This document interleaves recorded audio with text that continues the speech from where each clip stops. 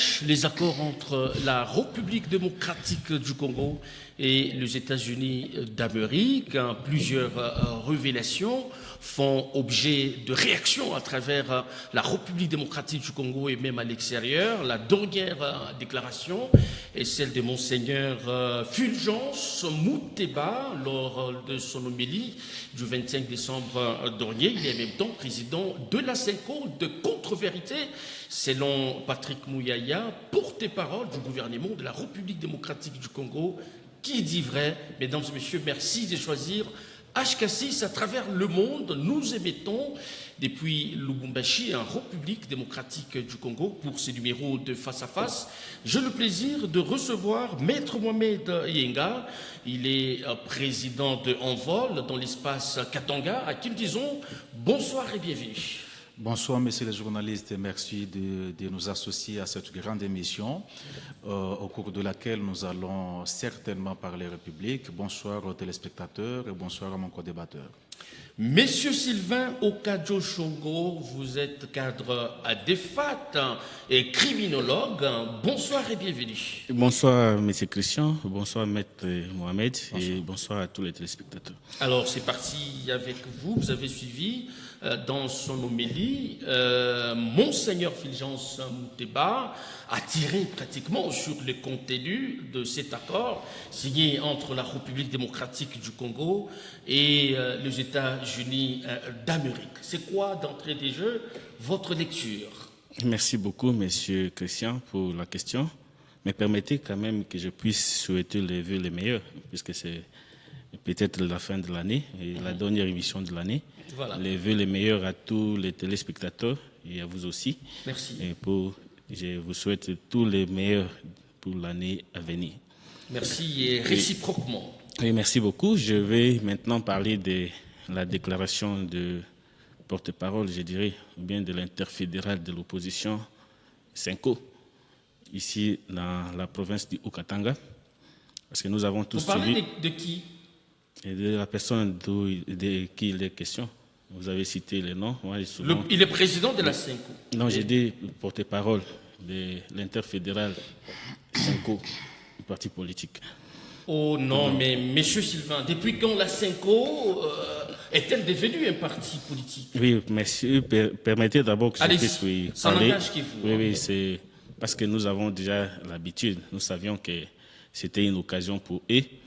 Mais ce que nous pouvons leur dire, c'est de chercher peut-être un endroit où qu'ils puissent venir commencer à débattre avec nous pour que nous puissions parler de ce qui se passe dans la République. Qu'à cela ne tienne, M. Christian, j'ai attendu avec beaucoup d'amertume. Et comme on a toujours dit, c'est vraiment regrettable parce que nous avons entendu les propos d'un abbé rwandais qui disait... Non, s'il vous plaît... C'est un serviteur de Dieu. Non, je parle pas de monsieur que vous avez cité. Vous parlez de qui? Un abbé rwandais qui est en train de faire une homélie, et puis dans son homélie, il a dit qu'ils étaient en train de réclamer les terres, les terres du côté Massissi, que les terres leur appartenaient. Mais chose que nous ne comprenons pas avec nos politiciens arabes, qui ne sont qu'en train de vouloir envenimer la situation, mais chose qu'ils n'ont peut-être pas lu. Parce que l'accord que nous avons signé avec les États-Unis, c'est minerai contre sécurité, ce n'est pas un accord qui est en train de brader les pays. C'est win-win, comme l'a dit le porte-parole du gouvernement. Effectivement. Mais Monseigneur dit ceci, tous ces accords dont vous entendez parler sont des accords de fausses amitiés. Bon, je dirais que ce n'est pas ce qu'il a dit, parce que c'est sa lecture, mais c'est une lecture qui n'est pas... Il devait d'abord commencer par lire l'accord, parce que j'ai comme l'impression qu'il n'avait jamais lu cet accord. Et nous sommes en train de regretter au jour d'aujourd'hui d'attendre que ces paroles puissent provenir d'un soi-disant serviteur de Dieu. Donc moi je pense qu'au jour d'aujourd'hui, cette déclaration-là ne nous étonne pas parce que nous savons pour qui ils jouent. Il nous a parlé de comment est-ce qu'ils ont été soutenus par... C'est lui-même qui a parlé comment est-ce qu'ils ont été soutenus par le gouvernement rwandais. Maintenant, au lieu qu'ils puissent attaquer la personne ou bien citer les noms de l'adversaire ou bien de la personne qui inquiète, qui est en train de tuer tous les jours nos compatriotes, il n'a pas le courage de le faire, mais il est là pour dire que non, cet accord, c'est pour, soi-disant, préserver un régime. Et nous avons un régime démocratique et nous savons que depuis que le président de la République a appliqué la loi sur la gratuité de l'enseignement, l'Église catholique est vraiment contre le président de la République parce que ce sont des choses que nous avons entendues. Ils avaient de l'argent chaque mois, mais ces choses qu'ils ne sont pas en train de recevoir aujourd'hui. Donc c'est vraiment déplorable d'attendre ces propos des serviteurs de Dieu. Nous savons qu'à l'Église, lorsque nous venons à l'Église, nous ne sommes pas des mêmes partis politiques. À l'Église, et comme on a toujours dit, l'Église au milieu du village, qui reçoit tout le monde. Mais ce n'est pas à chaque fois qu'il y a homélie, ils peuvent commencer à dire de n'importe quoi parce qu'ils savent qu'il n'y a personne qui peut peut-être sortir pour les contredire. Alors nous allons revenir à vous pour faire voir à ces milliers de téléspectateurs les contenus, vous qui avez lu l'accord, les contenus sera tout de suite dévoilé. Maître Mohamed Eyenga, c'est quoi votre lecture après la sortie au cours de ce message ecclésiastique de Monseigneur Fulgence Moutéba a eu à revenir sur les contenus de cet accord? Il fustige, puisque là, il s'agit, selon lui, du bradage de minerais de la République démocratique du Congo et 99 ans accordés pour exploitation de nos ressources naturelles. Merci beaucoup, messieurs les journalistes, de la parole nous accorder. Je pense que ce sujet est tellement important pour nous Congolais, bien sûr, que nous devons éviter, par respect pour ce peuple qui nous suit, nous devons éviter de verser dans un raisonnement de facilité, dans un débat périphérique et surtout éviter du méli-mélo. Vous venez effectivement de parler, si vous voulez, de la déclaration qui a été faite par Monseigneur Moutéba, au cours de laquelle il est revenu sur des questions d'actualité dans notre pays. Il est revenu notamment sur des questions sécuritaires. Il est revenu aussi sur des questions liées notamment à l'accord qui a été conclu entre l'État congolais, les États-Unis d'Amérique, le président de la CENICO est revenu sur le fait que, pour lui, effectivement, cet accord est déséquilibré. C'est un accord où on a beaucoup plus tenu compte, non pas de l'intérêt général, mais beaucoup plus de la survie, si vous voulez, d'un régime, donc du régime de M. Tshisekedi. Mais d'entrée de jeu, je voudrais quand même préciser que les mines ou les minerais que nous avons dans notre pays, à ma connaissance, ce sont des biens communs dont la gestion est censée être soumise notamment au principe de redevabilité et au principe de transparence. Donc, non seulement cela, vous êtes sans ignorer que dans notre pays, constitutionnellement parlant, il y a des droits qui sont reconnus à chaque citoyen congolais. Et à ma connaissance, Monseigneur Moutéba est un citoyen congolais, à ma connaissance, sauf si une autre nationalité lui a déjà été attribuée par ceux qui en ont la compétence, notamment ceux qui sont en face de moi, qui peuvent se permettre à longueur des journées de coller des nationalités étrangères à ceux-là qui voient les choses différemment. Mais à ma connaissance, Monseigneur Moutéba, c'est un citoyen congolais et en tant que tel, il jouit notamment du droit des contrôles citoyens. Donc par contrôle citoyen, il peut notamment critiquer une décision qui a été prise par une autorité gouvernementale. Il peut émettre des avis, voire même des critiques objectives ou négatif par rapport à l'action gouvernementale ou à une décision X ou Y qui a été prise par une autorité. Donc, ce n'est pas un péché, encore moins une infraction qui a été commise par Monseigneur Moutéba. Et donc, heureusement que dans le préambule de cette émission, vous avez dit que ceux qui sont en face de nous vont devoir nous dire exactement c'est quoi le contenu de cet accord, qui a été conclu entre les RDC et les USA. Et ici, il faudrait préciser que quand on parle d'un accord, quand on parle d'un contrat, il y a quand même une durée.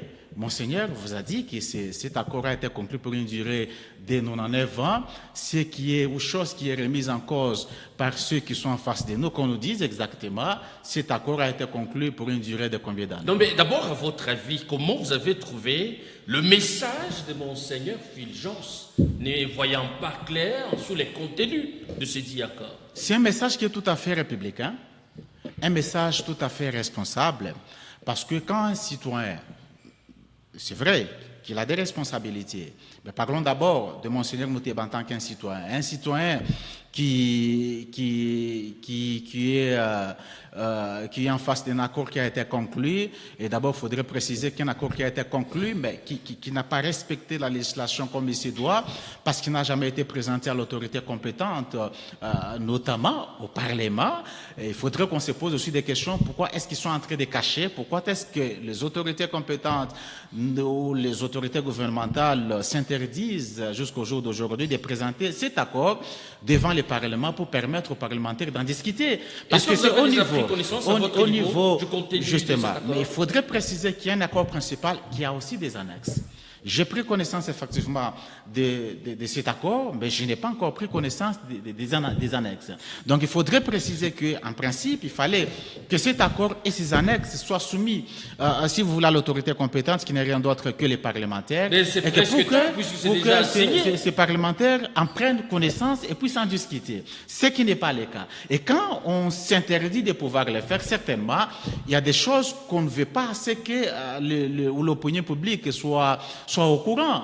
C'est quoi qu'on est en train de cacher? Mais je pense qu'ils auront le temps de le dire. En tant que garant de la nation, bon, il représente la République. Il représente la République, oui, mais c'est la loi qui fait obligation à ce que les accords soient soumis notamment à l'appréciation des parlementaires. Donc, le chef de l'État est là, il est président de la République, mais le chef de l'État ne remplace pas la loi. Alors, pourquoi cet accord, avant que vous nous disiez les contenus, pourquoi celui-ci n'a pas été soumis à la Chambre basse du Parlement? Merci beaucoup, M. Christian. Et je suis heureux de participer à ce débat avec Maître Mohamed, que je connais depuis très longtemps. Donc, je sais que je suis devant un avocat et il connaît. Parce que souvent, ce que nous avons comme difficulté est que lorsque nous sommes peut-être de l'opposition, de la majorité, nous voulons amener un débat, au lieu que ce soit un débat scientifique qui va profiter aux personnes qui vont suivre ce débat, mais nous voulons vraiment faire un débat comme si c'est un débat des partis. C'est-à-dire que non, parce que je suis scientifique, bien sûr que je sais que ce qui est fait n'est pas une obligation pour que la personne puisse présenter. On a dit que le président de la République peut conclure et venir présenter, venir dire à l'Assemblée ce qu'il a fait. Mais nous avons vu, soumettre préalablement à l'appréciation de l'Assemblée basse. C'est pas obligatoire. Donc, et donc vous lisez deux lois différentes, visiblement. Donc c'est ce que je suis en train de dire. J'ai dit que non, la loi, on peut l'interpréter de l'autre façon, de la façon dont nous voulons que ça soit. Donc j'étais en train de dire que maître... Il est pratiquant du droit. Oui, c'est pourquoi j'ai dit que j'étais... Vous voulez insinuer qu'il a interprété selon son appartenance politique? C'est pourquoi je ne voudrais pas que ça soit ainsi. Donc c'est l'impression que ça donne. Oui, je connais ses compétences. Donc quand on dit que le président peut venir, après avoir présenté ou bien conclu un accord, il peut venir présenter cet accord au Parlement pour... Donc c'est facultatif? Non, pas facultatif. Mais il peut signer d'abord. Mais pourquoi vous dites il peut? Non, c'est-à-dire que c'est lui le garant de la nation. En tant que garant de la nation, il contracte un accord, il conclut un accord et il vient présenter. Mais la loi ne dit nulle part que le président de la République, avant de contracter un accord, doit d'abord... Vous allez continuer, je reviens à Maître Mohamed. Est-ce que ce que dit votre co-débatteur est pratiquement mentionné dans la loi à laquelle vous faites allusion? Le président peut... après avoir conclu un accord, cette fois-là, venir à la Chambre basse du Parlement. Il faudrait préciser que il y a la négociation, les concepts de négociation, signature des traités qui reviennent effectivement à l'exécutif et principalement au président de la République. Mais il y a aussi l'autorisation parlementaire qui revient notamment pour certains accords importants, notamment des accords relatifs à la paix, commerce et finances. Donc ces accords nécessitent si vous voulez, la ratification ou l'autorisation des parlementaires. Et ça, c'est un accord important. Un accord, parce qu'on nous a laissé entendre que c'est un accord du siècle, un accord qui va faciliter le retour définitif de la paix et la sécurité dans la partie orientale du pays. En même temps, c'est un accord économique, parce que le chef de l'État, vous êtes sans ignorer qu'il avait fait une déclaration sur laquelle il a proposé l'exploitation de nos minéraux aux États-Unis en contrepartie de la paix et la sécurité.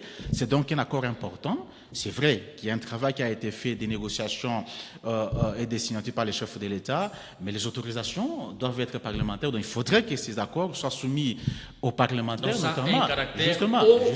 C'est un accord qui est très important pour l'avenir de ces pays. Il ne faudrait pas que ça soit considéré comme étant un accord qui a été négocié à huis clos, signé à huis clos, et puis on s'arrête là. Alors, vous continuez. Oui, mais je comprends. Je suis vraiment d'avis. Je suis fier que Maître n'ait pas contredit ce que j'ai dit. Donc, il a compris, il a accepté. Il sait que le président de la République peut conclure certains accords et venir les présenter au Parlement. Donc, c'est ce qui sera fait. Prenez votre mal à patience.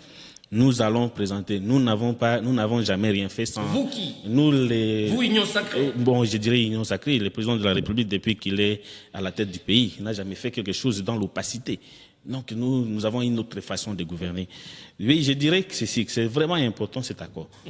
Pourquoi est-ce que c'est important? Parce que cet accord vient donner la paix que nous sommes en train de rechercher pendant plus ou moins 30 ans. Est-ce que vous pouvez cette fois-là dire à ceux qui nous regardent les contenus importants, essentiels pour la République démocratique du Congo? Donc, c'est-à-dire quoi? Je peux par exemple parler de la stabilité, sécurité, stabilité.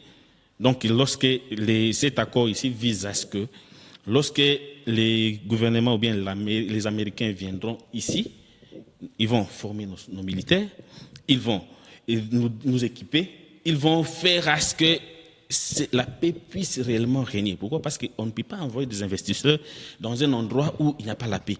Donc c'est vraiment important. Moi, je ne vois pas pourquoi est-ce que nous pouvons aujourd'hui nous dire non, ici, c'est là, vous avez fait quoi que ce soit. Mais nous n'avons rien fait. Nous faisons des choses pour trouver solution aux problèmes congolais. Et donc désormais, la souveraineté de l'État congolais dépendra de l'implication des États-Unis. Ce n'est pas que la souveraineté va dépendre de l'implication des États-Unis, mais c'est un accord, un partenariat. C'est-à-dire que nous sommes limités à un certain niveau, nous n'avons pas d'équipement. Mais qu'est-ce que nous devons faire? Non, nous devons chercher des gens qui ont des équipements. C'est comme ça que ça s'est fait partout dans le monde, ce n'est pas seulement ici chez nous. Donc nous sommes en train de dire au jour d'aujourd'hui que cet accord ici, parce que lorsqu'on va transformer, on va peut-être extraire nos minéraux, nous allons les transformer. Le président de la République ne veut pas que ces minéraux puissent aller dans un état brut, mais qui seront transformés ici au Congo. Donc nous pouvons commencer à fabriquer des batteries, nous pouvons commencer à fabriquer des voitures électriques. Donc tout ce que le monde a besoin aujourd'hui, c'est ici au Congo que nous allons trouver. Donc moi je pense que c'est vraiment un accord très important qui nécessite que tout le monde puisse se mettre d'accord, même ceux de l'opposition. Parce qu'aujourd'hui, le président ne restera pas éternel. Il peut sortir, il va quitter le pouvoir. Mais ça va bénéficier même aux autres personnes qui vont les succéder. Donc moi, je pense que la durée de vie de cet accord. Non, on n'a pas parlé de la durée de vie dans l'accord que j'ai lu. Moi, j'ai lu que c'est un accord à long terme. Mais chaque accord est surtout... il y a la délimitation. Mais c'est Christian, j'ai l'exemplaire de l'accord ici. Je vais vous envoyer après l'émission. Non, ce sont les téléspectateurs c'est pour vous dire que non, ici, on a parlé d'un contrat à long terme. À long terme. Non déterminé? Oui, effectivement, c'est quelque chose que nous allons... Donc, on peut toujours renouveler un contrat. Ça peut être 5 ans. Ne voyez-vous pas que c'est ambigu quand vous dites à long terme, mais la périodicité est mesurée à quelle hauteur, par exemple? Donc, c'est quelque chose que moi, je suis en train de dire, c'est important que nous puissions définir. Peut-être dans ce définir. Ah, ok. Donc, peut-être dans ce que j'ai lu, parce que moi, j'ai l'exemple des contrats que nous avons signés. On ne délimite pas les temps d'exploitation. Je n'ai vu. Donc, donc, c'est un accord éternel. C'est pourquoi j'ai parlé d'un étonnement. Quand j'ai parlé que et quoi, je ne sais pas c'est quoi, c'est qui, mais c'est Fulgence. On parle ici de 99 ans Ouais. Moi, d'exploitation. lorsqu'il a parlé de 99 ans, j'ai feuilleté l'accord, j'ai regardé partout, j'ai pas Nulle vu, part c'est mentionné je dans n'ai le pas livre. vu ça. Donc c'est pourquoi j'ai Mais à votre peut-être. niveau, vous n'êtes pas non plus capable de nous dire le temps que ça prendra. On a parlé d'un contrat à long terme. Non, mais À long terme, ça peut être, sans délimitation. ça peut être 10 ans, et peut-être comme le maître a parlé des annexes, peut-être dans les annexes, nous pouvons. Donc vous n'avez pas non plus lu les annexes. Non, je n'ai pas encore lu. Mais vous je attendez continue. quoi? Est-ce que c'est parce que ce n'est pas disponibilisé? C'est pas à que tout le c'est. monde? Non, c'est pas c'est disponible. Mais vous attendez quoi pour Donc, j'ai- vous imprégner des annexes? Monsieur, bon, peut-être lorsqu'il va avoir la parole, je vais chercher, puisque ces derniers temps, tout est sur les réseaux sociaux. Ce n'est pas un moment où on pouvait peut-être se dire il faut aller d'abord au cyber, ceci, cela. Vous avez votre téléphone, vous pouvez voir, vous pouvez chercher ça et vous allez voir. Comme je vous l'ai dit, nous n'avons pas de choses que nous cachons. Nous faisons tout et nous présentons. Le président de la République, même lorsqu'il a réuni les jeunes, il a parlé de tout ce qu'il fait. Donc c'est comme ça. Nous avons une autre façon de vivre. Nous avons une autre façon de gouverner.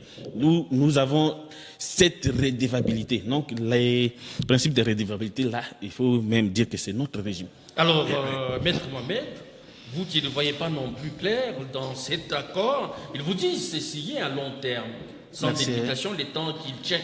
Merci, les merci annexes. beaucoup, monsieur le journaliste. Je n'ai pas effectivement lu les annexes, mais j'ai quand même lu Jeune Afrique, qui est, comme vous le savez, un journal sérieux.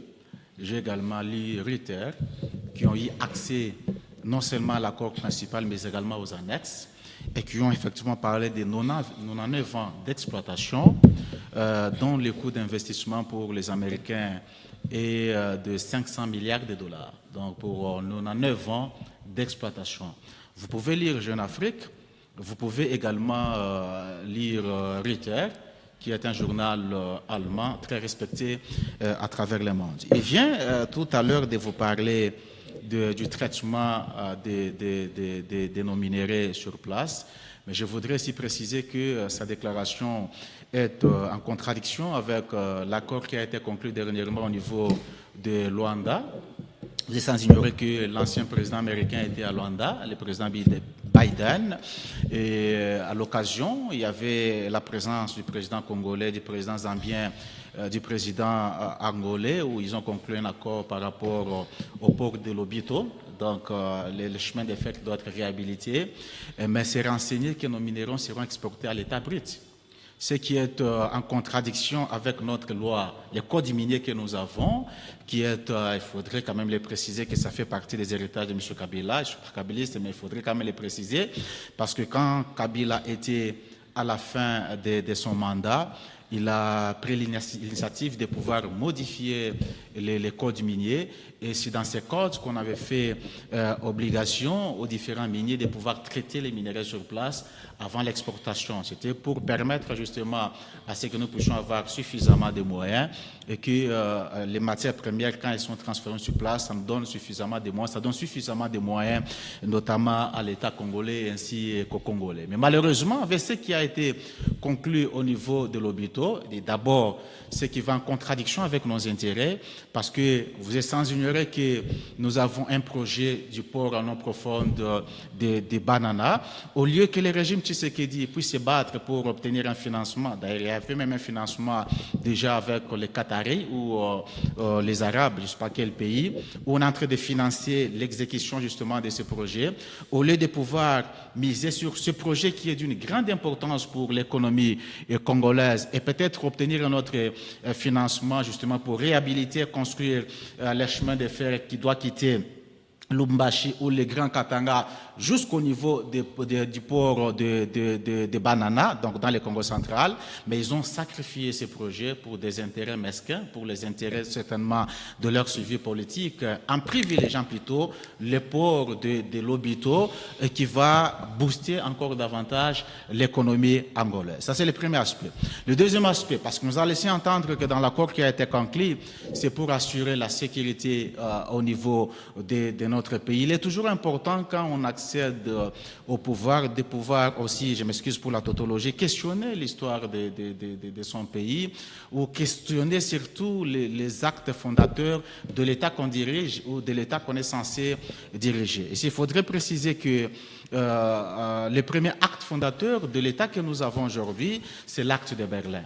Et l'acte de Berlin qui a mis en place l'EIC, donc l'ancêtre de la République démocratique du Congo que nous avons actuellement, renseigne que l'État congolais que nous avons, c'est un État qui est censé mettre en pratique la politique de la porte ouverte. C'est-à-dire c'est un État qui ne peut aucunement assurer l'exclusivité du traitement de nos minéraux à une puissance quelconque.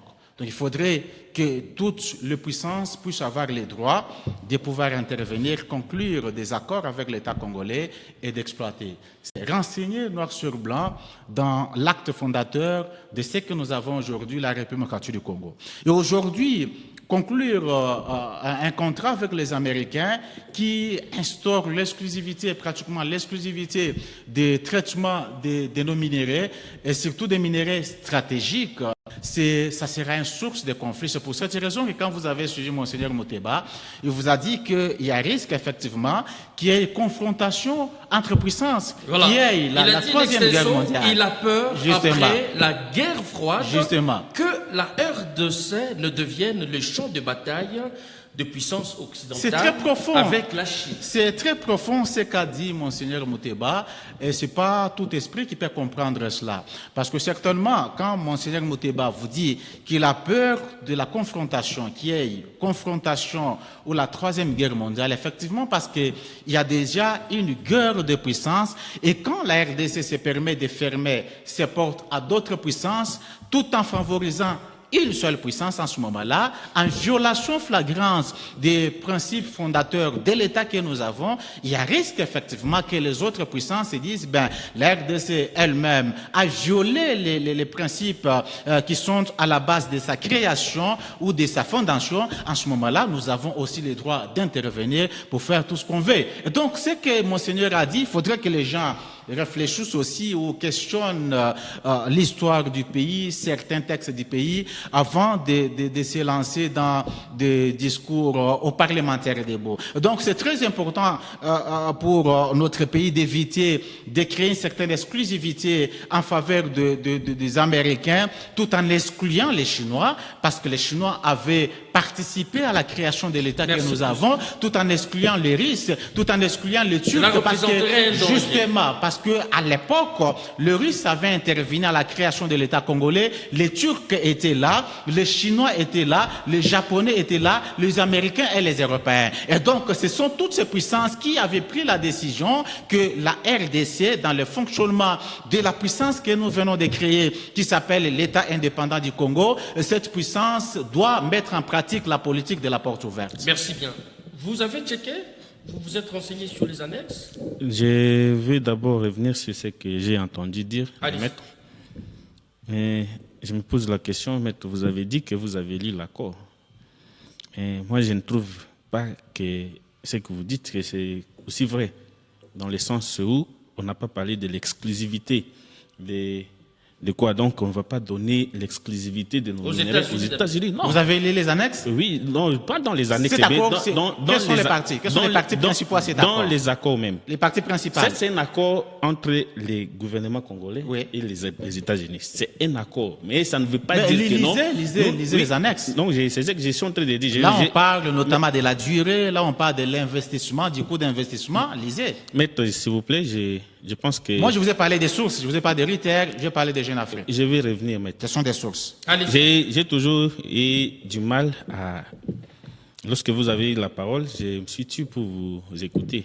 Moi, je pense que la meilleure des choses... Vous êtes protégé, oui, j'ai dit, la meilleure des choses à faire, c'est de faire la même chose et vous allez recadrer. Moi, je ne fais pas souvent confiance quand on dit que non, c'est parce que c'est TV5 Monde, c'est France 24. C'est une source. Non, ce sont des sources, mais qu'est-ce qui vous dit que ces sources-là sont fiables? Qu'est-ce qui fait Il n'y a qu'une source qui peut contredire une autre source. Non, c'est ce que j'ai dit. Donc, je suis en train de démontrer que je voudrais qu'au jour d'aujourd'hui, que nous ne puissions pas seulement nous dire que non, parce que cette histoire ici vient de TV5 Monde, donc c'est la parole de l'Évangile. Non, moi je ne pense pas que ce soit ainsi. D'où j'étais en train de dire que non, l'exclusivité de ces accords, ou bien de ces minéraux, de cet accord ici, c'est entre les États-Unis et les quoi. Donc ça n'empêche pas au jour d'aujourd'hui, nous avons beaucoup de minéraux, ça n'empêche pas au jour d'aujourd'hui que nous, en tant que en tant que Congolais, nous puissions signer encore un autre accord avec un autre pays. C'est tout à fait normal. Nous sommes un État indépendant, maître. Est-ce qu'il y a eu rupture avec les précédents accords signés, par exemple, avec la Chine, pour s'engager sur une autre piste? Comment est-ce que nous allons faire? Pourquoi est-ce que nous devons y avoir une rupture? Parce que nous sommes un État. Nous concluons des accords avec qui nous voulons. Donc on n'a pas possible aussi de conclure des accords avec tout le monde. Avec tout le monde, oui. C'est un État. Nous sommes un État indépendant. C'est dans ce sens-là que je voudrais vous dire. Donc, si les volets de développement économique, je vais lire quelque chose parce que j'ai entendu maître dire ici que non, parce que les corridors de Lobito va prendre nos minéraux bruts en état brut. On dit ceci. L'accord inclut des investissements dans la transformation locale des minéraux, la modernisation des infrastructures, corridor Lobito, et la création d'un guichet unique pour les investisseurs. Donc je ne vois pas là où vous avez trouvé que non, parce qu'on a parlé du corridor Lobito et les minéraux seront transportés en état brut. Non, le président de la République a dit que non, lorsqu'il veut faire des engagements ou bien des contrats avec quelques pays que ce soit, il voudrait que ça soit un deal win-win, gagnant-gagnant. Si vous gagnez et vous construisez chez vous, que chez nous aussi nous puissions construire. Donc c'est ça, il ne faut pas dire des choses qui ne sont pas dites, puisque moi j'ai l'accord sous mes yeux. Donc si peut-être que vous avez lu d'une manière superficielle, permettez, mais quand même, moi j'ai l'accord et ce sont des choses qui sont dites dans l'accord. C'est pourquoi j'ai dit, lorsque nous voulons faire la politique, bien sûr que nous puissions avoir un parti pris, mais que nous puissions dire des choses telles qu'elles sont. Donc c'est ce qui va faire à ce que les gens qui nous voient, même à la cité, pensent que nous sommes réellement en train de servir. Parce que si nous voulons seulement amener des choses, même si c'est là où quelqu'un a bien fait, nous ne voulons pas reconnaître. Ça, donc vous remettez en cause l'exclusivité de l'exploitation de ressources. Oui, effectivement. Parce qu'on a parlé même dans cet accord, je suis en train de chercher l'endroit, où on a parlé que non, même les Chinois. Donc, avant, c'était seulement les Chinois qui étaient en train d'exploiter. Mais aujourd'hui, il y a les États-Unis qui vont venir. Donc, nous pouvons signer un accord avec les Kazakhstan. Mais cette crainte est mise par Monseigneur Fulgence de voir la République démocratique du Congo devenir un champ de bataille de puissance occidentale avec la Chine. Vous ne voyez pas cette crainte-là rationnellement? C'est ce que je suis en train de dire, M. Christian. Si je viens ici devant votre plateau, votre micro, votre caméra, et je dis non, j'ai peur qu'en sortant d'ici, je puisse être, je ne sais pas, arrêté. Donc, c'est mes propos. Donc, moi, je pense que c'est là un langage que Monseigneur. Parce que nous ne sommes pas en train de brader les pays. Nous avons besoin de la paix. Comment est-ce que nous allons signer des accords? Parce que nous n'avons pas que les seuls minéraux, donc peut-être nous n'avons pas que les cobaltes. Nous avons beaucoup de minéraux. Pourquoi est-ce que nous pouvons ne pas nous dire que non, tel minerai, nous allons signer avec tel parti, tel pays? L'autre minerai, donc ce sont des choses que... Sylvain, oui. Est-ce qu'on peut dire, sans l'accord de Washington, l'accord signé entre l'RDC et Washington, la paix ne serait qu'utopique, qu'il faille solliciter la main extérieure pour assurer sa propre souveraineté nationale? Non, le problème c'est quoi? Il faut étouffer l'œuf, donc le mal dans l'œuf, comme on a toujours dit. Je ne sais pas si c'est ça l'expression. Mais lorsque vous avez un problème, nous savons aujourd'hui que si nous sommes en train de voir nos frères et sœurs mourir, c'est parce que c'est à cause de ces minéraux. Mais pourquoi? Ce sont des pays, donc des États qui sont puissants, qui sont en train de mettre les moyens. Qu'est-ce qu'il faut à notre tour? On leur donne et puis non, c'est pas qu'on leur donne. Lorsque vous êtes en train de... Non, mais ce qui compte plus pour la RDC actuellement, c'est la paix. Non, c'est pas la paix. Forcément. Je n'ai pas parlé de la paix, M. Christian. Ne me faites pas dire des choses que je n'ai pas dites. Allez-y. Donc, moi, j'ai dit ceci. Lorsque nous savons que l'origine de toutes ces guerres ici, que depuis 30 ans, même avant, puisque moi, j'étais en train de lire même un documentaire, que Lumumba avait prédit même ces histoires. Pourquoi? Parce qu'on lui a dit, on lui donnait des choses à faire, mais lui ne les faisait pas. Donc, si au jour d'aujourd'hui, nous voulons que ces choses-là ne puissent pas arriver, nous devons quand même chercher C'est pourquoi nous sommes entrés, nous sommes ouverts. J'ai aimé quand Maître a dit que non, l'État est Congo, le Congo c'était un État indépendant, où il y avait des gens qui pouvaient partir et entrer. Nous, tous nous connaissons l'histoire. On pouvait circuler, on pouvait entrer, on pouvait sortir. Oui, mais c'est comme ça. Depuis que nous avons eu accès à notre indépendance, moi je pense que c'est bien sûr que c'était un État indépendant, mais nous pouvons quand même maintenant avoir des limites. Ok, vous voulez investir chez nous, d'accord, venez, entrez par la grande porte. Au lieu d'aller tuer nos frères et sœurs pour prendre les minerais de sang, nous voulons que vous veniez. Vous avez besoin de minerais. Au grand jour. Oui, au grand jour. Puis, entrez. voilà. C'est pourquoi nous allons signer des accords avec tout le monde qui veut que nous puissions signer des accords, mais pour l'important que nos frères et sœurs puissent vivre à paix et que notre pays puisse être développé. C'est un peu ça. Alors, maître, pourquoi vous ne trouvez pas jusque-là quelques points importants allant dans le sens de la stabilisation sécuritaire en République démocratique du Congo? Vous, de l'opposition, voulez-vous toujours continuer à voir les sangs couler? Mais au nom de la paix, on peut tendre la main à la grande puissance pour que la quiétude redevienne quand même. Merci beaucoup, messieurs les journalistes. En fait, nous, au niveau de l'opposition, nous n'avons pas intérêt à ce que la République continue à sombrer dans la déstabilisation, dans l'insécurité de plus en plus grandissante, et principalement dans la partie orientale de notre pays. Mais c'est que nous avions, vous avez certainement suivi, qu'il y a de cela quelques mois, nos leaders de l'opposition, avant même la signature du dit accord entre la RDC et les États-Unis, avaient fait une déclaration demandant notamment aux autorités compétentes de ne pas brader nos minéraux, parce qu'il est vrai que nous avons besoin de la paix ou du rétablissement de la paix et de la sécurité, principalement dans la partie orientale, mais nous n'avons pas besoin d'une illusion de paix, où on vous dit qu'en signant cet accord, vous aurez la paix, mais en réalité, tel n'est pas le cas. Vous allez vous rappeler que ça fait plusieurs semaines depuis que le dit accord présenté comme étant un accord de paix ou un accord du siècle a été conclu entre différentes parties prenantes. Mais à ma connaissance, il n'y a toujours pas rétablissement de la paix. Et au contraire, bien au contraire, nous avons tous suivi avec amertume que le mouvement 23 continue à gagner du terrain, qu'il y a toujours des atrocités et que nos compatriotes continuent à errer au niveau de l'Est du pays. Donc ce qui nous importe, nous, c'est le rétablissement de la paix et par la quel sécurité. Autre moyen Par quel autre moyen? de cette Vous démarche? savez que l'État doit s'assumer. Il ne faudrait pas que nous puissions continuer à sous-traiter notre sécurité. Malheureusement, c'est dans le système. C'est un système depuis l'avènement de M. Tshisekedi au sommet de la République démocratique du Congo. Il ne fait que sous-traiter notre sécurité. Ce n'est pas la première fois qu'il le fait.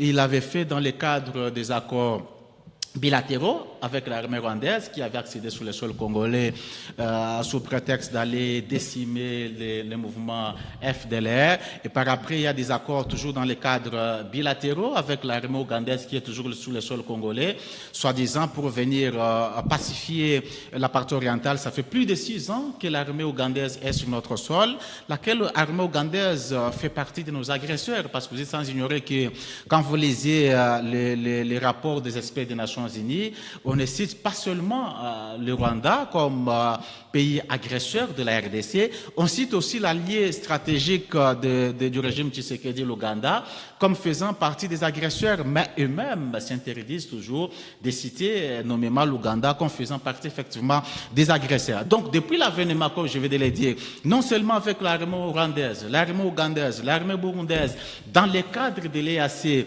où on nous a fait adhérer aveuglément sous prétexte que ces gens viendront installer ou rétablir, faire le rétablissement de la paix et la sécurité, mais ce n'était que des touristes qui étaient venus et qui étaient gracieusement payés. Et donc ça continue, cette politique de sous-traitance où on a eu une déclaration dernièrement du chef de l'État qui nous a promis de voter pour M. Trump dans le cas où ce dernier arrivait à rétablir la paix et la sécurité. Donc le peuple congolais qui avait fait confiance en la personne de M. Tshisekedi pour que ces derniers mettent fin à la guerre au niveau de l'Est du pays, mais le chef de l'État lui-même qui fait confiance à un autre président de la République, demandant à ces derniers de venir faire son travail. L'une des grandes puissances. Faire son travail. Donc c'est quand même déplorable cette politique continuelle, une politique de tâtonnement qui continue toujours des sous-traitances. Est-ce que vous y voyez un danger? Donc quand on sollicite une main extérieure? C'est un danger pratiquement. Pourquoi? Parce que ces gens-là qui viennent, dans les cas où ils arrivaient à mettre temporairement fin à cette guerre, mais n'ont pas intérêt à quitter le pays. Ils doivent rester dans la durée parce qu'ils savent que ce qui fait à ce qu'ils puissent rester ici, c'est parce qu'ils sont à même de pouvoir rétablir la paix et la sécurité à l'est du pays. Et donc, ils n'auront pas intérêt à quitter. Et nous serons un État client de la paix et la sécurité, au lieu que nous soyons à même de pouvoir prendre notre avenir entre nos deux mains, en organisant, comme ici dans le FARDC, pour pouvoir imposer la paix. La paix ne s'achète pas. Le rétablissement de la paix et la sécurité ne s'achète pas. Au risque de devenir un État client, la paix et la sécurité s'imposent par une armée dissuasive, par une armée sérieusement organisée, par une armée ayant un véritable commandement au sommet, et non une armée qui continue à se replier ou avec des replis stratégiques. Donc il faudrait que nos autorités puissent organiser comme il se doit nos FARDC pour que ces derniers soient à même de pouvoir imposer la paix au niveau de l'Est du pays. Alors, Monsieur Sylvain, quelle est cette confiance qui vous anime en espérant le rétablissement de la paix avec l'avènement des USA ou des troupes sur le sol congolais? Qu'est-ce qui vous rassure qu'après la signature de cet accord, la paix, déjà vous confirmez que la paix est de retour, hein, dans la plupart des cas, vous, de l'Union sacrée? Merci beaucoup, M. Christian. L'autre fois, je voudrais donner un exemple de quelque chose qui s'est passé entre Israël et Gaza. Lorsqu'ils ont signé l'accord de paix, ce n'est pas du jour au lendemain qu'il y a eu cessation des hostilités sur terrain. Parce qu'il fallait faire l'échange des prisonniers. Et de l'autre côté, on a parlé de 27 prisonniers, donc 27 corps qu'on devrait rapatrier à Israël. Et ils ont rapatrié 20 corps. Du coup, Israël a continué à bombarder quoi? Je voudrais répondre maintenant à votre question par rapport à... Nous ne disons pas que c'est les États-Unis qui vont amener la paix. Mais lorsque nous avons signé cet accord, nous allons bénéficier des équipements. Comment est-ce que vous pouvez vous imaginer? Nous étions Ce ne sont pas les troupes états-uniennes qui viendraient sur le sol congolais? Non, on n'a pas parlé des troupes des États-Unis qui vont venir. C'est la formation? Il y a formation, équipement, donc tous les renseignements, ce sont des choses que nous avons besoin. Peut-être que nous ne sommes pas en mesure aujourd'hui d'avoir. C'est-à-dire quoi? Lorsque nous étions... Rappelez-vous que nous venons de trop loin, M. Christian. Aujourd'hui, on parle quand même des missiles sol-air. Et nous pouvons quand même avoir des équipements pour le brouillage de l'espace. Donc, ce sont des choses qu'on n'en avait pas. Lorsqu'on commence cette guerre, on était sous l'embargo. Il fallait que le président de la République se batte pour qu'il puisse réellement d'abord chercher à sortir de cet embargo, sortir le pays de cet embargo. C'est ce qui a été fait. Et maintenant, nous pouvons continuer à payer les armes que nous avons besoin. Mais vu que depuis que nous sommes au pouvoir, je dirais le président de la République qui est au pouvoir, depuis là, nous avons... Donc tout est en train de marcher. Bien sûr qu'il y a la guerre, mais il y a les fonctionnaires qui sont payés, il y a les gens qui sont... Donc tous les secteurs de la vie, quand même, bien sûr qu'il y a... c'est pas dans les... Parce que si ce n'était pas la guerre, parce qu'un gros budget, un gros montant du budget est alloué à la guerre. Donc c'est ce que nous sommes en train de nous dire. Aujourd'hui, nous savons que lorsque nous aurons des équipements appropriés, tout ce qui va avec, nous allons faire la guerre comme il faut que nous puissions imposer ou bien le rétablissement de l'autorité de l'État dans tous les territoires nationaux. Donc nous, au jour d'aujourd'hui, nous savons que nous avons besoin de gens parce que nous avons des minéraux, mais nous ne savons pas comment les transformer. si nous commençons à transformer nos minéraux et nous puissions nous créer, par exemple, notre missile à nous propres, donc tous les États voyants vont nous respecter. Vous avez vu que le président de la République a organisé beaucoup de formations. Mais ce sont des gens qui sont en train d'être formés. Lorsqu'ils sont formés, ils doivent être équipés. Et lorsque nous aurons un partenaire qui nous offre les équipements, qui nous offre ceci, qui nous offre cela, ça contribue, ça amène quand même un plus pour le rétablissement de l'autorité de l'État. Alors, il y a plusieurs voix qui estiment qu'il aurait fallu beaucoup plus miser sur prioritairement le dialogue à l'interne avant d'étendre la main à la communauté internationale, puisque à l'interne, il y a des frustrations.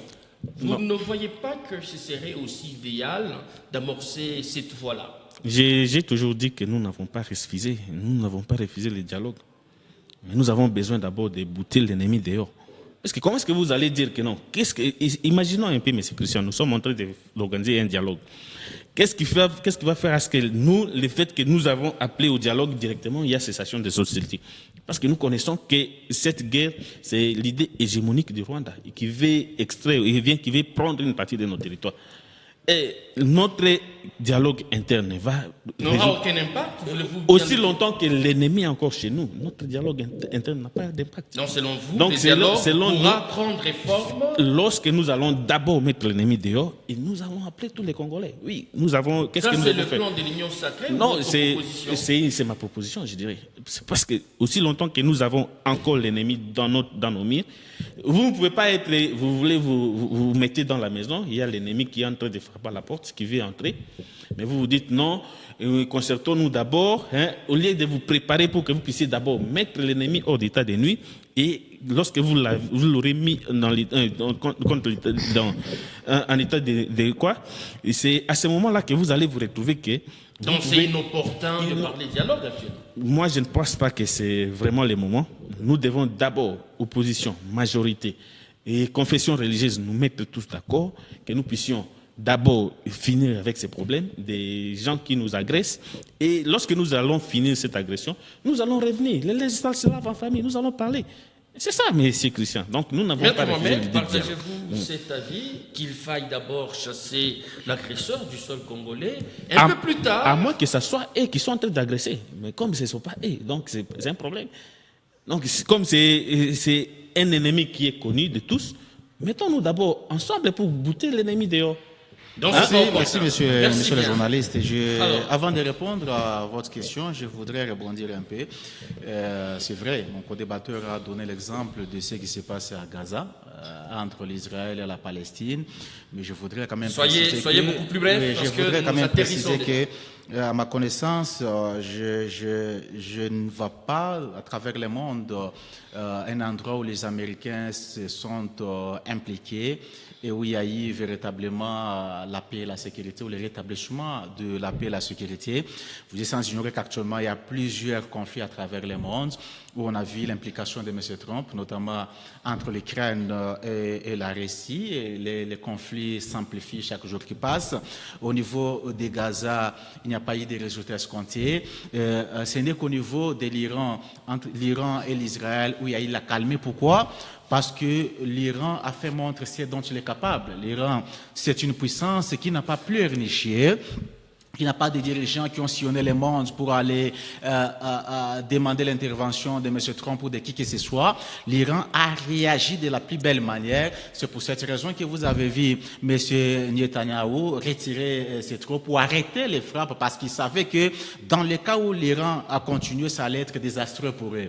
Et donc, dans le monde, c'est une question d'épreuve de force. C'est pas une question de gens qui pleurnichent comme des enfants. Quand vous êtes attaqué et que vous êtes victime d'une agression, eh bien, vous devez réagir. Ce n'est qu'en ce moment-là que les gens vous prendront au sérieux et que les gens vont intervenir pour qu'il y ait cessation des hostilités. Alors, je réponds maintenant à votre question sur le dialogue. Il est évident que nous sommes agressés. Il est aussi évident qu'il y a de sérieux problèmes de fractures au niveau de l'interne, au niveau de la classe sociopolitique. C'est pour cette raison que nous autres de l'opposition, on a toujours proposé à ce que les Congolais se parlent, que les Congolais...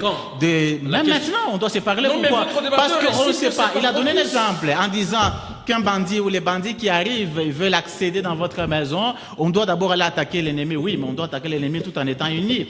Quand on est dans la désunion, comment voulez-vous qu'on puisse attaquer l'ennemi pendant que tu es seul? Et si, par exemple, on est à 10 dans la maison et qu'on s'est réinitié, à 10, on sera même de pouvoir éviter à ce que l'ennemi puisse accéder dans la maison parce qu'on est unis, parce qu'on est fort, plutôt qu'en étant un ou à deux. Donc c'est pour cette raison qu'on a toujours proposé, et nous réitérons effectivement notre proposition, notre demande, à ce que les Congolais puissent parler au niveau de la classe sociopolitique, sans exception aucune, sans exclusion aucune, que les Congolais se parlent en ce moment-là, parce que même au niveau du mouvement 1-23, AFC 1-23, c'est vrai qu'il y a ce soutien du Rwanda, mais il y a aussi des Congolais. Donc il faudrait qu'on parle avec ces Congolais-là pour leur dire, ben, tout ce que vous êtes en train de faire là, c'est quand même vos compatriotes congolais qui sont victimes, et donc venez sur la table de négociation, négocions et parlons notre pays de toutes ces atrocités. Maître Mohamed Yenga, je rappelle que vous êtes président dans le Grand Katanga. Au Katanga, du parti En Vol. Merci d'avoir répondu à notre invitation. À moi de vous remercier, monsieur. Monsieur Sylvain, vous êtes criminologue de formation, Sylvain Okadjo-Chongo, cadre à DEFAT. Merci d'être venu. Merci, monsieur Christian. Merci à vous qui nous avez suivis à travers le monde. C'était Face à Face. Nous vous retrouvons très prochainement avec la même détermination. D'ici là, portez-vous bien et à très vite.